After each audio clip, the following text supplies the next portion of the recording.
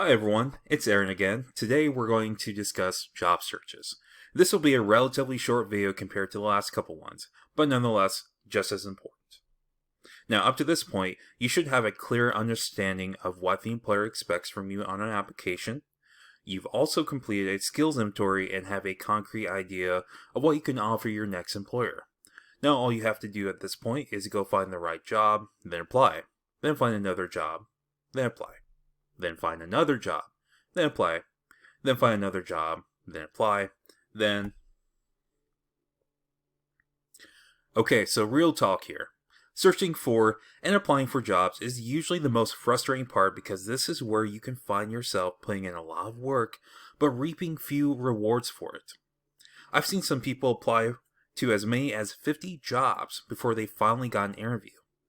However, on the flip side, I've seen several folks land an interview on job application number 2. If you follow the advice presented in these videos, you will find yourself in the best place for job searches. However, that's never a guarantee for a smooth and hasty job placement. It can be a roll of the dice, but your work output should have an effect on the end result. So here's my benchmark for job searches that usually yields the best results. According to the Indiana Department of Workforce Development, you are required to apply to 3 jobs a week while filing for unemployment. Ideally, you should be applying for many more. My suggestion, if possible, try to apply for at least 5 jobs a week. In this way, it's a numbers game, and you want the numbers on your side. We've previously discussed a few websites where you can conduct job searches, such as Indeed.com, Indiana Career Connect, and going to the employer's own website. You can also use Career Builder, ZipRecruiter, Simply Hired, Glassdoor, and LinkedIn, which is a social network for professionals. Personally, I like using Indeed, LinkedIn, and Glassdoor, but you'll figure out your own preferences.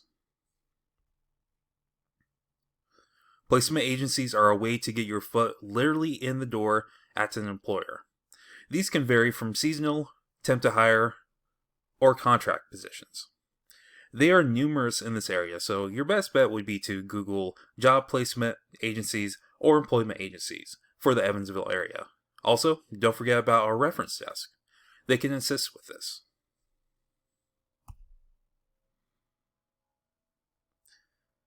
So, let's now talk about some job search strategies. When conducting a search, people will usually stick with job titles as keywords. This is a good start, but can yield too many results. For example, say you used to work in production. What if you're only looking for automobile production? Well, I sure hope you don't mind sifting through glass production, food production, metallic production, chemical production, and other types of production jobs before you can find the right one.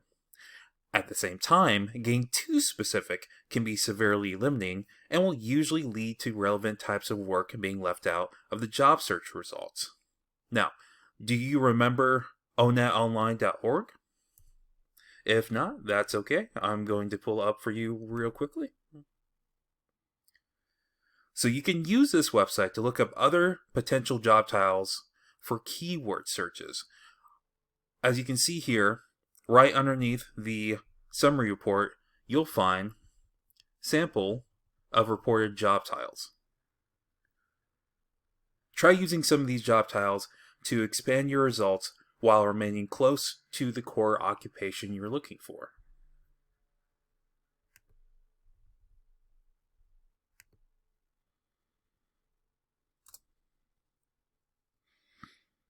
Now, I trust you all painstakingly worked on your skills inventories, completing them and reaching an immaculate level of self-realization and self-worth, right? If you didn't, that's okay. But if you did, you can take keywords from your tasks, equipment, and software used and use those for your searches. All in all, these strategies are all about search engine optimization, or SEO for short. The more you understand that, the more effective your job searches will become. Now, after the job has been applied to, There's a couple of additional things you can do next. First, I suggest tracking your job searches. This can help you if an employer takes a real long time to call you back and you need a quick refresher on the position you applied to. Also, it's always good to track your progress with anything so you can see how far you've come along. Usually, you'll need the employer's name, the job you applied for, and the date you followed up with the employer at the very least. I suggest using an Excel spreadsheet, but use whatever method or software you feel the most comfortable with. Speaking of follow-up, this is always a point of concern from job seekers. There is a fear of coming across as too pushy, which is a possibility, but not as easy to achieve as some people think. You have the right to contact employers' HR office, either by phone or email, and check to make sure they receive the application materials and inquire into the progress of your application. Of course, if the job application explicitly states do not contact HR, well, you should probably listen to them. Not abiding by this mandate can give employers the impression that you're not good with following instructions, which is the worst first impression you want to give. So please read the instructions closely. Also, don't blow up their phone 5 times a day. Oh, and also, again, if one of your references happen to work at one of the places you applied to, this would be a good time to let them know you've applied, just in case so they can help from their position. And that's a wrap. Once again, don't forget about the additional resources EVPL offers, including BrainFuse Job Now, EVPL Central's reference services, and Book a Librarian. In the next couple of videos, we'll finally start to tackle resumes. Until then, continue taking care of yourself and be safe out there.